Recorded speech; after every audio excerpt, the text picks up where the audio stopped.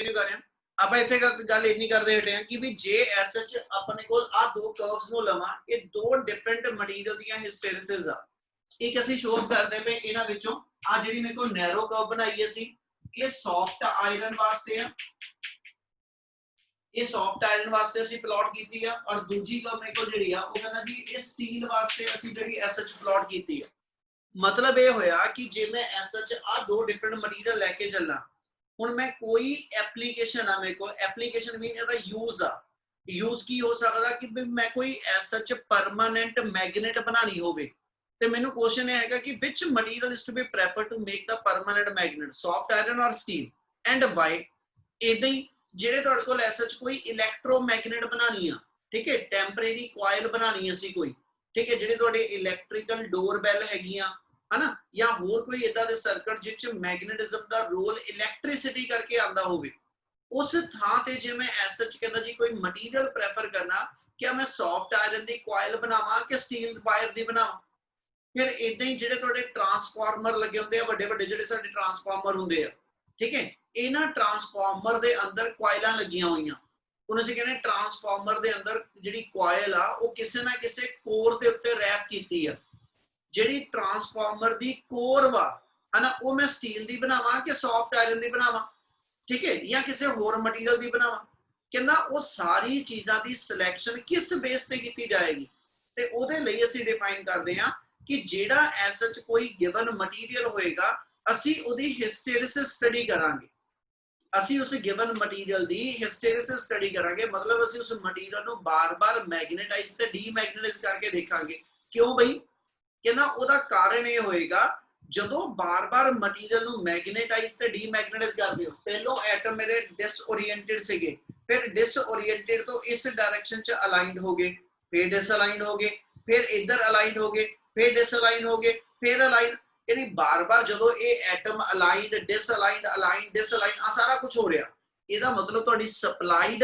Energy ਦਾ ਕੁਝ portion ਜਿਹੜਾ ਵਾ ਹਨਾ ਉਹ ਇਹਦੀ ਮੋਸ਼ਨ ਚ ਫ੍ਰਿਕਸ਼ਨਲ ਫਾਰਮ ਚ ਵੀ ਨਿਕਲਦਾ ਪਿਆ यानी बार-बार एटम दी अलाइनमेंट ते डिसअलाइनमेंट ते ये अलाइनमेंट ते डिसअलाइनमेंट दे अंदर अपने कोल बहुत सारा एनर्जी दा लॉस जेड़ा वा वो हीट दी फॉर्म च हुंदा वा जदों एटम अलाइंड ते डिसअलाइन होने आ इच एनर्जी दा कुछ पोर्शन हीट दी फॉर्म च जाना ते जे गिवन मटीरियल दे अंदर हीट दी फॉर्म च एनर्जी लॉसेस ज्यादा निकलदे होए मतलब आ मेरे को कोई एक गिवन मटीरियल में ते तार लपेटी इहदी कॉइल बना ली ए चो करंट पास कर रहा स्विच ऑफ कर रहा स्विच ऑन कर रहा स्विच ऑन इस सारे प्रोसेस के अंदर मैं देखा आ जिहड़ी कोर हैगी ना ये बहुत ज्यादा हीट हुंदी पई है इहदे ते तार लपेटी और एक कोर मेरी बहुत ज्यादा हीट हुंदी पई ते जद कि मैं मटीरियल चेंज करके दूजी कोर रख के देखी मैं देखा हीट घट हुंदी पई ਇਹਦਾ मतलब मेरे गिवन मटीरियल च इलैक्ट्रिकल एनर्जी चो कितनी एनर्जी हीट दी फॉर्म च लॉस हो रही है जे मेजर पोर्शन हीट दी फॉर्म च जा रहा ते मटीरियल दा मैनू कोई यूज नहीं हैगा इसलिए किसी भी मटीरियल नूं जदों बार-बार तुसी मैग्नेटाइज ते डीमैग्नेटाइज करदे हो असीं कहने that material always show some energy losses ते वो एनर्जी लॉस किन्ने हुंदे कहना it always measure by the area enclosed by the hysteresis curve तुहाडी हिस्टैरिसिस कर्व ने कितना एरिया एनक्लोज कीता वो मेजर करदा एनर्जी लॉस किन्ने है जस्ट एग्जांपल आयरन बार-बार मैग्नेटाइज ते डीमैग्नेटाइज होके जिन्ना के एरिया एनक्लोज करदा पिया ਇਹਦੇ ਨਾਲੋਂ ਜ਼ਿਆਦਾ ਏਰੀਆ ਸਟੀਲ ਐਨਕਲੋਜ਼ ਕਰਦੀ ਪਈ ਆ इसलिए स्टील दी हिस्टैरिसिस ਦਾ ਜੇ ਏਰੀਆ ਐਨਕਲੋਜ਼ ਜ਼ਿਆਦਾ ਇਹਦਾ ਮਤਲਬ ਅਸੀਂ ਇਹ ਮੰਨਦੇ ਕਿ ਇਹਦਾ એનર્ਜੀ ਲਾਸ ਵੀ ਜ਼ਿਆਦਾ ਇਹਦਾ ਮਤਲਬ ਇਹ ਹੋ ਗਿਆ ਕਿ ਸਟੀਲ ਜਦੋਂ ਕਿਸੇ ਕੰਮ ਵਾਸਤੇ ਵਰਤਾਂਗਾ ਤੇ ਮੈਨੂੰ ਇੰਨਾ ਪਤਾ ਕਿ ਉਹਦੇ ਵਿੱਚ એનર્ਜੀ ਦੇ ਲਾਸਸ ਜਿਹੜੇ ਆ ਉਹ ਮੇਰੇ ਜ਼ਿਆਦਾ ਹੋਣੇ ਇਹਦੀ ਗੱਲ ਸਮਝ ਲੱਗੀ ਪਹਿਲੋਂ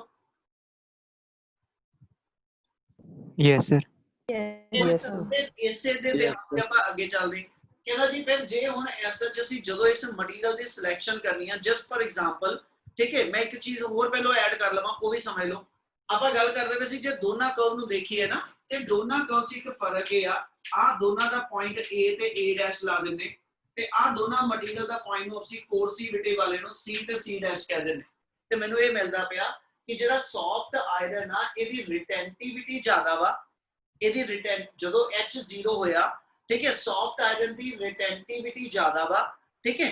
पर ਜਿਹੜਾ ਆ ਸਟੀਲ ਆ ਇਹਦੀ ਰਿਟੈਂਟਿਵਿਟੀ ਥੋੜੀ ਆ, ਪਰ ਦੂਜੇ ਪਾਸੇ ਜਿਹੜਾ ਆਇਰਨ ਆ ਇਹਦੀ ਕੋਰਸਿਵਿਟੀ ਥੋੜੀ ਆ, ਤੇ ਕਹਿੰਦਾ ਜੀ ਸਟੀਲ ਦੀ ਕੋਰਸਿਵਿਟੀ ਜ਼ਿਆਦਾ। ਕਹਿੰਦਾ ਫਿਰ ਇਹ ਦੱਸਦੀਆਂ ਕੀ ਨੇ, ਕੋਰਸਿਵਿਟੀ ਜਾਂ ਰਿਟੈਂਟਿਵਿਟੀ? ਤਾਂ ਮੈਨੂੰ ਕੀ ਪਤਾ ਲੱਗਦਾ, ਤੇ ਮੈਨੂੰ ਆ ਪਤਾ ਲੱਗਦਾ ਕਿ ਜਿਸ ਦੋਨਾਂ ਮਟੀਰੀਅਲ ਦੇ ਅੰਦਰ ਇਸ ਵੇ ਨਾਲ ਇੱਕ ਆਇਰਨ ਦਾ ਪੀਸ ਆ ਸੇਮ ਵੋਲੀਅਮ ਦਾ, ਤੇ ਸੇਮ ਵੋਲੀਅਮ ਦਾ ਮੇਰੇ ਕੋਲ ਸਟੀਲ ਦਾ ਪੀਸ ਆ, ਦੋਨਾਂ 'ਚ ਨੰਬਰ ਆਫ ਐਟਮ ਸੇਮ ਆ।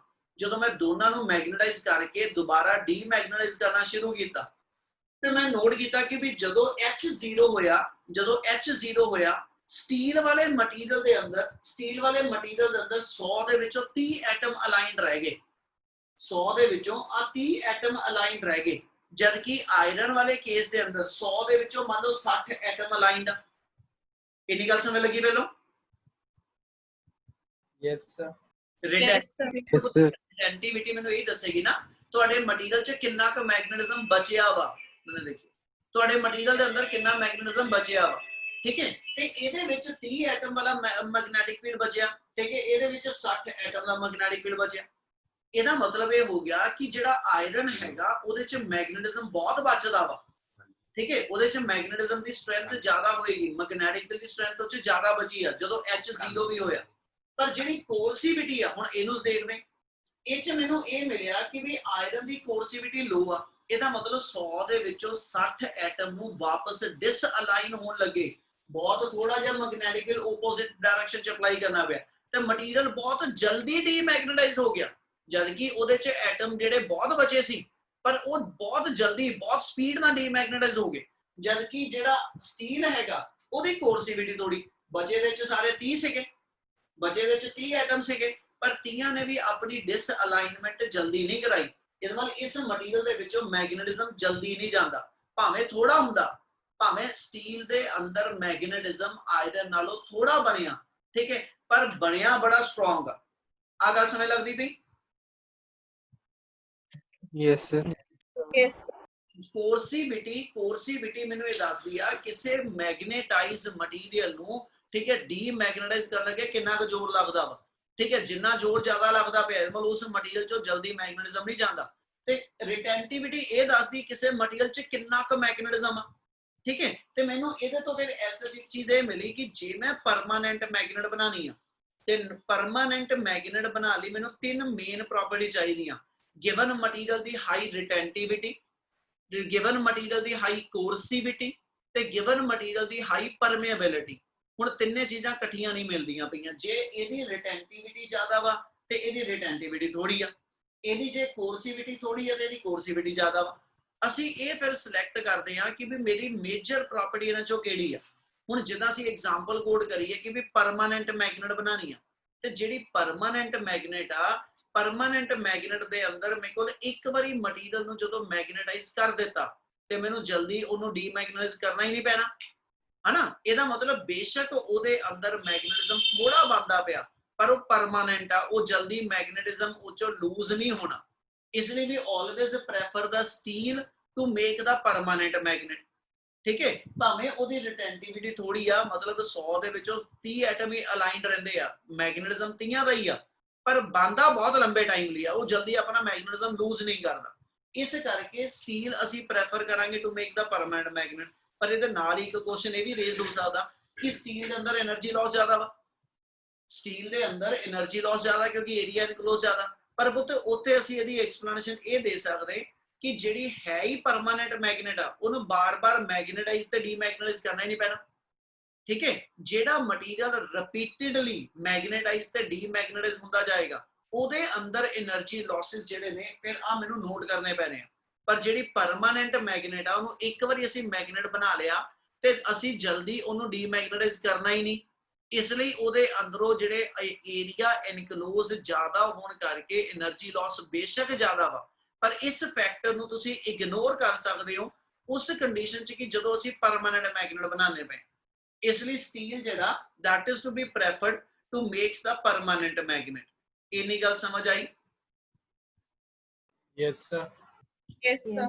ਜੇ ਮੈਂ ਗੱਲ ਕਰਾਂ ਇਲੈਕਟ੍ਰੋਮੈਗਨੇਟ ਦੀ, ਆ ਸੋਲੇਨੋਇਡ ਆ ਤੇ ਆਪਾਂ ਵਾਇਰ ਰੈਪ ਕੀਤੀ ਹੈ ਸੋਲੇਨੋਇਡ ਆ, ਇਹ ਮੇਰੀ ਇਲੈਕਟ੍ਰੋਮੈਗਨੇਟ ਬਣ ਗਈ। ਜਦੋਂ ਮੈਂ ਇਹਦੇ ਵਿੱਚ ਆ ਕੋਰ ਰੱਖ ਕੇ, ਠੀਕ ਹੈ ਜੀ, ਤੇ ਤਾਰ ਲਪੇਟ ਲਈ, ਇਹ ਮੇਰੀ ਇਲੈਕਟ੍ਰੋਮੈਗਨੇਟ ਬਣ ਗਈ। ਹੁਣ ਮੈਂ ਇਹ ਚ ਕਰੰਟ ਸਵਿਚ ਆਨ ਕਰਤਾ, ਇਹ ਮੈਗਨੇਟਾਈਜ਼ ਹੋ ਗਈ। ठीक है। हुण मैं चाहना ये आ और इस दे अंदर जो ये मैग्नेटाइज बनी आ ਇਹਦੇ अंदर मैग्नेटाइजेशन बहुत स्ट्रॉन्गर बनी है, ठीक है, क्योंकि ਇਹਦੀ रिटेंटिविटी भी मेरे को काफी ज्यादा बनती है। ਉਹ ਕਹਿੰਦਾ ਇਸ ਮਟੀਰੀਅਲ ਦੇ ਅੰਦਰ ਜਿਹੜਾ ਸੈਚੂਰੇਸ਼ਨ ਮੈਗਨੇਟਿਜ਼ਮ ਆਂਦਾ ਨਾ ਉਹਦੀ ਸਟਰੈਂਥ ਇਹਦੇ ਨਾਲੋਂ ਜ਼ਿਆਦਾ ਵਾ। ਇਹਦਾ ਮਤਲਬ ਚ ਮੈਗਨੇਟਿਜ਼ਮ ਸਟਰੋਂਗ ਬਣਿਆ ਵਾ ਔਰ ਇਹਦੇ ਅੰਦਰ ਮੈਗਨੇਟਿਜ਼ਮ ਕਿੰਨਾ ਵੇਰੀ ਕਰਦਾ, ਇਹਦੇ ਅੰਦਰ ਮੈਗਨੇਟਿਜ਼ਮ ਕਿੰਨਾ ਵੇਰੀ ਕਰਦਾ। ਆਹੀ ਫਾਰਮੂਲੇ ਨਾਲ ਦੁਬਾਰਾ ਗੱਲ ਕਰਾਂਗਾ ਕਿ ਮੈਗਨੈਟਿਕ ਫੀਲਡ ਦਾ ਫਾਰਮੂਲਾ ਸਾਡੇ ਕੋਲ ਆਂਦਾ μNI। ਇਹਦਾ ਮਤਲਬ ਆ ਇਸ ਕੁਆਇਲ ਦੇ ਉੱਤੇ ਹਰ ਟਰਨ ਚੋਂ ਕਰੰਟ I ਨਿਕਲਣਾ। ਜੇ ਇਹਦੇ ਤੇ ਮੈਂ 100 ਟਰਨਸ ਲਪੇਟੇ ਆ ਤੇ ਜੇ ਮੈਂ ਇਹਦੀ ਤੇ 1000 ਟਰਨ ਲਪੇਟੇ ਆ ਤੇ ਦੋਨਾਂ 'ਚ ਫਰਕ ਆ। 1000 ਟਰਨ ਲਪੇਟਣ ਦੀ ਐਡਵਾਂਟੇਜ ਇਹ ਹੋਏਗੀ ਪਰ ਯੂਨਿਟ ਲੈਂਥ ਦੇ ਵਿੱਚ ਜ਼ਿਆਦਾ ਟਰਨਸ ਆਏ ਤੇ ਜਿੰਨੇ ਨੰਬਰ ਆਫ ਟਰਨ ਜ਼ਿਆਦਾ ਪਰ ਯੂਨਿਟ ਲੈਂਥ ਆਉਗੇ ਉਨਾ ਹੀ ਸਟਰੋਂਗ ਮੈਗਨੈਟਿਕ ਫੀਲਡ ਬਣੇਗਾ, ਠੀਕ ਹੈ। ਮਤਲਬ ਉਨੀ ਸਟਰੋਂਗ ਮੇਰੀ ਜਿਹੜੀ ਆ ਆਇਰਨ ਤੋਂ ਬਣੀ ਹੋਈ ਇਲੈਕਟ੍ਰੋਮੈਗਨੇਟ ਹੋਏਗੀ। ਫਿਰ ਤੀਜਾ ਆ ਮੇਰੇ ਕੋਲ ਪਰਮੇਬਿਲਿਟੀ ਆ ਗਈ। ਪਰਮੇਬਿਲਿਟੀ ਦਾ ਮਤਲਬ ਹਾਈ ਪਰਮੇਬਿਲਿਟੀ ਆ। ਮੈਂ ਜੇ ਇਹੀ ਕੁਆਇਲ ਜਦੋਂ ਬਣਾਣੀ ਆ ਪਲਾਸਟਿਕ ਦੀ ਥਾਂ ਤੇ ਆਇਰਨ ਸੌਫਟ ਆਇਰਨ ਦੀ ਰੋਡ ਲੈ ਕੇ ਇੱਥੇ ਵਾਇਰ ਲਪੇਟੀ ਹੋਵੇ ਤੇ ਮੈਂ ਇਹ ਨੋਟ ਕਰਾਂਗਾ ਕਿ ਸੌਫਟ ਆਇਰਨ ਦੀ ਪਰਮੇਬਿਲਿਟੀ ਹਾਈ ਆ ਕਿਉਂਕਿ ਸੌਫਟ ਆਇਰਨ ਫੈਰੋਮੈਗਨੈਟਿਕ ਆ ਤੇ ਫੈਰੋਮੈਗਨੈਟਿਕ ਮਟੀਰੀਅਲ ਬਹੁਤ ਸਟਰੋਂਗ ਮੈਗਨੇਟਾਈਜ਼ ਹੁੰਦੇ ਆ even in the weak magnetic field. ਕੀ ਆ ਗੱਲ ਸਮਝ ਲੱਗਦੀ ਪਈ? Yes sir. Yes, sir. ਜੇ ਮੈਂ ਇਹਦੇ ਤੇ number of turn per unit length ਵਧਾ ਲਵਾਂ ਤੇ ਦੂਜਾ ਮੈਂ ਜਿਹੜੀ ਕੋਰ ਹੈਗੀ ਆ ਉਹ ਐਸਐਚ ਕਹਿੰਦਾ ਜੀ ਸੌਫਟ ਆਇਰਨ ਦੀ ਬਣਾ ਲਵਾਂ। ਇਹਨਾਂ ਦੋਨਾਂ ਚੀਜ਼ਾਂ ਦੇ ਨਾਲ ਇਸ ਮਟੀਰੀਅਲ ਦੇ ਅੰਦਰ ਪਰਮੇਬਿਲਿਟੀ ਵੱਧ ਜਾਣੀ, ਠੀਕ ਹੈ। ਇਹਦੀ ਰਿਟੈਂਟਿਵਿਟੀ ਪਹਿਲਾਂ ਹੀ ਹਾਈ ਆ, ਠੀਕ ਹੈ, ਪਰ ਮੈਨੂੰ ਰਿਟੈਂਟਿਵਿਟੀ ਬਹੁਤੀ ਮੈਟਰ ਨਹੀਂ ਕਰਦੀ। ਉਹਦਾ ਕਾਰਨ ਇਹ ਹੋਏਗਾ ਮੈਂ ਜਦੋਂ ਇਸ ਦੇ ਅੰਦਰੋਂ ਮੇਰੀ ਮੇਨ ਇਹਦੇ ਚ ਸਮਝਣ ਵਾਲੀ ਜਿਹੜੀ ਟਰਮ ਹੈ ਨਾ ਉਹ ਲੋ ਕੋਰਸਿਵਿਟੀ ਆ। ਮੈਨੂੰ ਇਸ ਮਟੀਰੀਅਲ ਦੀ ਇਲੈਕਟ੍ਰੋਮੈਗਨੇਟ ਜਿਹੜੀ ਬਣਾਵਾਂਗਾ ਮਤਲਬ ਆ ਜਿਹੜੀ ਕੁਆਇਲ ਬਣਾਵਾਂਗਾ, ਠੀਕ ਹੈ ਜੀ, ਮੈਨੂੰ ਇਸ ਇਲੈਕਟ੍ਰੋਮੈਗਨੇਟ ਦੀ ਕੋਰਸਿਵਿਟੀ ਲੋ ਚਾਹੀਦੀ ਆ। ਕਿਉਂ? ਉਹਦਾ ਕਾਰਨ ਇਹ ਹੋਏਗਾ ਕਿ ਜਦੋਂ ਮੈਂ ਇਹ ਚੋਂ ਕਰੰਟ ਸਵਿਚ ਔਨ ਕੀਤਾ ਇਹ ਮੈਗਨੇਟ ਬਣ ਗਈ। ਹੁਣ ਇਸ ਮੈਗਨੇਟ ਤੋਂ ਜੋ ਮੈਂ ਕੰਮ ਲੈਣਾ ਉਹ ਲੈ ਲਿਆ। ਹੁਣ ਜਿੱਦਾਂ ਹੀ ਮੈਂ ਇਹਦੇ ਵਿੱਚ ਕਰੰਟ ਸਵਿਚ ਆਫ ਕਰਾਂ ਤੇ ਇਹ ਨਾਲ ਹੀ ਮੈਗਨੇਟਿਜ਼ਮ ਲੂਜ਼ ਵੀ ਕਰ ਜਾਵੇ। ਭਾਵੇਂ ਮੈਗਨੇਟਿਜ਼ਮ ਵਿੱਚ ਬਣਿਆ ਬਹੁਤ ਆ, ਮੈਗਨੇਟਿਜ਼ਮ ਬਣਿਆ ਬਹੁਤ ਆ ਪਰ ਇਹ ਮੈਗਨੇਟਿਜ਼ਮ ਲੂਜ਼ ਬਹੁਤ ਜਲਦੀ ਕਰ ਜਾਂਦੀ ਤੇ ਇਹ ਸਾਡੀ ਇੱਕ ਐਡਵਾਂਟੇਜ ਆ। ਜਿੱਦਾਂ ਮੰਨ ਲਓ ਕਾਰ ਇੰਡਸਟਰੀ ਦੇ ਅੰਦਰ, ਠੀਕ ਹੈ ਜੀ, ਤੁਸੀਂ ਕੋਈ ਹੈਵੀ ਲੋਡ ਜਿਹੜਾ ਵਾ ਉਹ ਇੱਕ ਥਾਂ ਤੋਂ ਚੁੱਕ ਕੇ ਦੂਜੀ ਥਾਂ ਤੇ ਰੱਖਣਾ, ਤੁਸੀਂ ਇਲੈਕਟ੍ਰੋਮੈਗਨੇਟ ਵਾਲੀ ਕਹਿੰਦਾ ਜੀ ਐਸਐਚ ਕ੍ਰੇਨ ਲਵੋ। ਉਸ ਕ੍ਰੇਨ ਨਾਲ ਜਿੰਨਾ ਇਲੈਕਟ੍ਰੋਮੈਗਨੇਟ ਲੱਗੀ ਆ ਮੈਂ ਐਸਐਚ ਚ ਕਰੰਟ ਸਵਿਚ ਆਨ ਕੀਤਾ ਤੇ ਇਹ ਇਲੈਕਟ੍ਰੋਮੈਗਨੇਟ ਬਣ ਗਈ। ਇਹ ਚ ਮੈਗਨੈਟਿਕ ਫੀਲਡ ਆ ਗਿਆ। ਇਹਨੇ ਉਸ ਪੀਸ ਨੂੰ ਚੁੱਕਿਆ, ਚੁੱਕ ਕੇ ਦੂਜੇ ਪਾਸੇ ਨੇ ਸ਼ਿਫਟ ਕੀਤਾ, ਉੱਥੇ ਮੈਂ ਨਾਲ ਹੀ ਕਰੰਟ ਸਵਿਚ ਆਫ ਕਰਦਾ ਛੱਡ ਦਵੇ। ਇਹ ਨਹੀਂ ਕਿ ਵੀ ਮੈਂ ਐਸਐਚ ਜਿੱਦਾਂ ਹੀ ਇਹਨੂੰ ਰਿਲੀਜ਼ ਕਰਾਂ ਇਹ ਚੋਂ ਮੈਗਨੇਟਿਜ਼ਮ ਜਾਵੇ ਹੀ ਨਾ।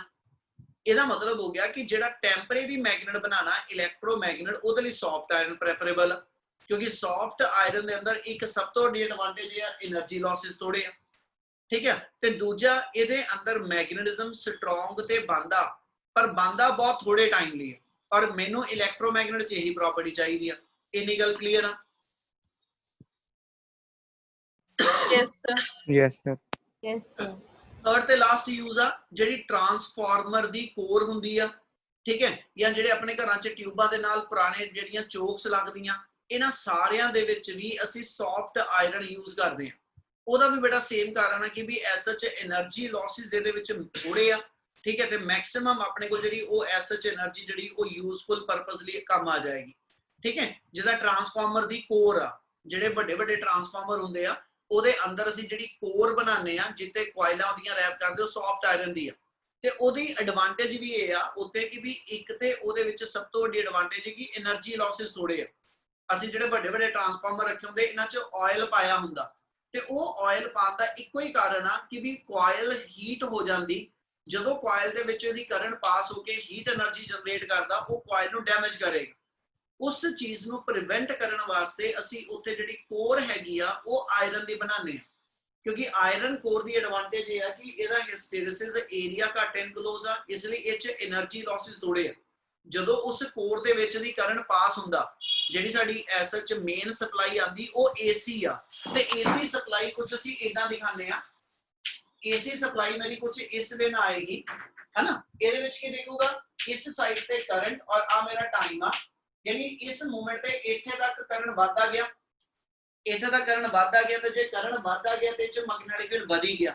ਉਸ ਤੋਂ ਬਾਅਦ ਆ ਰੀਜਨ ਦੇ ਅੰਦਰ ਕਰੰਟ ਮੇਰਾ ਜਿਹੜਾ ਵਾ ਉਹ ਡਿਕਰੀਜ਼ ਹੋ ਕੇ ਘਟਦਾ ਗਿਆ ਔਰ ਆ ਪੁਆਇੰਟ ਤੇ ਕਰੰਟ 0 ਮੈਗਨੈਟਿਕ ਫੀਲਡ ਵੀ 0 ਇਹਦਾ ਮਤਲਬ ਪਹਿਲੋਂ ਜਦੋਂ ਕਰੰਟ ਵਧਿਆ ਇਹਦਾ ਮਤਲਬ ਮਟੀਰੀਅਲ ਚ ਮੈਗਨੈਟਿਕ ਫੀਲਡ ਵਧਿਆ ਮਤਲਬ ਮਟੀਰੀਅਲ ਮੇਰਾ ਮੈਗਨੇਟਾਈਜ਼ ਹੁੰਦਾ ਗਿਆ ਔਰ ਆ ਰੀਜਨ ਦੇ ਅੰਦਰ ਉਹ ਚੋਂ ਮੈਗਨੇਟਿਜ਼ਮ ਲੂਜ਼ ਹੁੰਦਾ ਚਲਾ ਗਿਆ ਇਸ ਪੁਆਇੰਟ ਤੇ ਆ ਕੇ ਮੈਗਨੈਟਿਕ ਫੀਲਡ 0 ਹੋ ਗਿਆ ਮਟੀਰੀਅਲ ਕੰਪਲੀਟ ਡੀਮੈਗਨੇਟਾਈਜ਼ ਹੋ ਗਿਆ ਆ ਡਾਇਰੈਕਸ਼ਨ ਚ ਕਰੰਟ ਨੇ ਡਾਇਰੈਕਸ਼ਨ ਬਦਲੀ ਇਹਦਾ ਮਤਲਬ ਹੋ ਗਿਆ ਇੱਥੇ ਪੋਲ ਬਦਲ ਜਾਣੇ ਇਹ ਮਟੀਰੀਅਲ ਫੇਰ ਮੈਗਨੇਟਾਈਜ਼ ਹੋਇਆ ਬਟ ਰਿਵਰਸ ਡਾਇਰੈਕਸ਼ਨ ਚ ਹੋਇਆ ਫੇਰ ਮੇਰੇ ਕੋਲ ਕਹਿੰਦਾ ਜੀ ਐਸਾ ਚ ਉਹਨੇ ਡੀਮੈਗਨੇਟਾਈਜ਼ ਹੋ ਜਾਣਾ ਪਰ ਇਹ ਸਾਰਾ ਕੁਝ ਜੇ ਅਸੀਂ ਡੋਮੈਸਟਿਕ ਸਪਲਾਈ ਚ ਹੀ ਲਈਏ ਜਿਹੜੀ ਆਪਣੇ ਘਰਾਂ ਦੀ ਡੋਮੈਸਟਿਕ ਸਪਲਾਈ ਆ ਠੀਕ ਹੈ ਉਹ ਆਂਦੀ 50 ਹਰਟਜ਼ ਦੇ ਉੱਤੇ ਇਹਦੀ ਫ੍ਰੀਕੁਐਂਸੀ 50 ਹਰਟਜ਼ ਆ ਮਤਲਬ ਇਦਾਂ ਦੇ ਐਸ ਸੱਚ ਮੇਰੇ ਕੋਲ 50 ਸਾਈਕਲ ਯਾਨੀ 50 ਵਾਰੀ ਉਹਨੇ ਪੋਜ਼ਿਟਿਵ ਹਾਫ ਬਣਾਣੇ ਆ 50 ਨੈਗੇਟਿਵ ਤੇ ਇੱਕ ਪੋਜ਼ਿਟਿਵ ਦੇ ਅੰਦਰ ਮੇਰੇ ਕੋਲ ਇੱਕ ਵਾਰੀ ਮੈਗਨੇਟਾਈਜੇਸ਼ਨ ਤੇ ਇੱਕ ਵਾਰੀ ਡੀਮੈਗਨੇਟਾਈਜੇਸ਼ਨ ਆ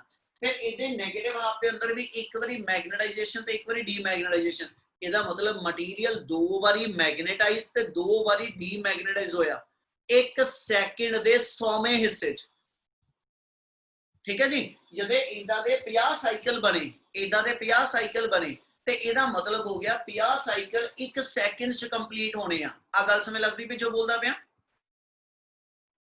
Yes, sir. ਇਹਦਾ Yes, ਮਤਲਬ 50 ਫ੍ਰੀਕੁਐਂਸੀ ਦਾ ਯੂਨਿਟ ਪਰ ਸੈਕਿੰਡ ਆ ਇਹਦਾ 50 ਸਾਈਕਲ ਪਰ ਸੈਕਿੰਡ ਬਣੇ ਆ ਠੀਕ ਹੈ 50 ਪੋਜ਼ਿਟਿਵ ਹਾਫ ਤੇ 50 ਨੈਗੇਟਿਵ ਹਾਫ ਬਣੇ ਤੇ ਇੱਕ ਕੰਪਲੀਟ ਸਾਈਕਲ ਦੇ ਵਿੱਚ 2 ਵਾਰੀ ਮਟੀਰੀਅਲ ਮੈਗਨੇਟਾਈਜ਼ ਤੇ 2 ਵਾਰੀ ਡੀਮੈਗਨੇਟਾਈਜ਼ ਹੁੰਦਾ ਇਹਦਾ ਮਤਲਬ ਹੋ ਗਿਆ ਕਿ ਇੰਨੀ ਸਪੀਡ ਨਾ ਉਸ ਮਟੀਰੀਅਲ ਦੇ ਅੰਦਰ ਮੈਗਨੇਟਾਈਜੇਸ਼ਨ ਡੀਮੈਗਨੇਟਾਈਜੇਸ਼ਨ ਆ ਇੰਨੀ ਸਪੀਡ ਨਾ ਹੁੰਦਾ ਪਿਆ ਕਿ ਵੀ ਮਟੀਰੀਅਲ ਦੇ ਅੰਦਰ એનર્ਜੀ ਲਾਸ ਬਹੁਤ ਹੋਣਾ ਤੇ ਉਸ એનર્ਜੀ ਲਾਸ ਕਰਕੇ ਟਰਾਂਸਫਾਰਮਰ ਦੀ ਕੋਇਲਾਂ ਸੜ ਸਕਦੀਆਂ ਉਹਨੂੰ ਬਚਾਉਣ ਵਾਸਤੇ ਹਮੇਸ਼ਾ ਅਸੀਂ ਉਹਨੂੰ ਕੀ ਕਰਦੇ ਆ ਠੀਕ ਹੈ ਉਹਦੇ ਅੰਦਰ ਅਸੀਂ ਆਇਲ ਜਿਹੜਾ ਹੁੰਦਾ ਟਰਾਂਸਫਾਰਮਰ ਆਇਲ ਉਹ ਡਿਪ ਕਰਕੇ ਰੱਖਦੇ ਤਾਂ ਕਿ ਕੋਇਲਾਂ ਮੇਰੀਆਂ ਓਵਰਹੀਟ ਨਾ ਹੋਣ ਤੇ ਫਿਰ ਉੱਥੇ ਉਸ ਹੀਟ એનર્ਜੀ ਨੂੰ ਰਿਡਿਊਸ ਕਰਨ ਵਾਸਤੇ ਅਸੀਂ ਜਿਹੜੀ ਕੋਰ ਹੈਗੀ ਆ ਉਹ ਅਸੀਂ ਕਹਿੰਦਾ ਜੀ ਸੌਫਟ ਆਇਰਨ ਦੀ ਬਣਾਉਂਦੇ ਤਾਂ ਕਿ એનર્ਜੀ ਲਾਸਸ ਜਿਹੜੇ ਅਸੀਂ ਉਹਨੂੰ ਮਿਨੀਮਾਈਜ਼ ਕਰ ਪਾਈਏ ਇਹਨੀ ਗੱਲ ਸਮਝ ਲੱਗੀ सर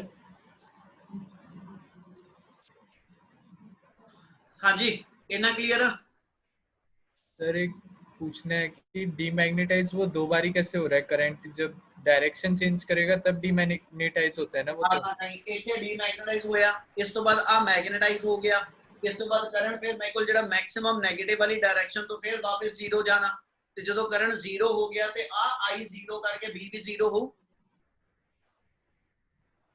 सर वो डीमैग्नेटाइज वाला बता दो सर नितिन मैं वही बोलिया और मैं की बोलिया नहीं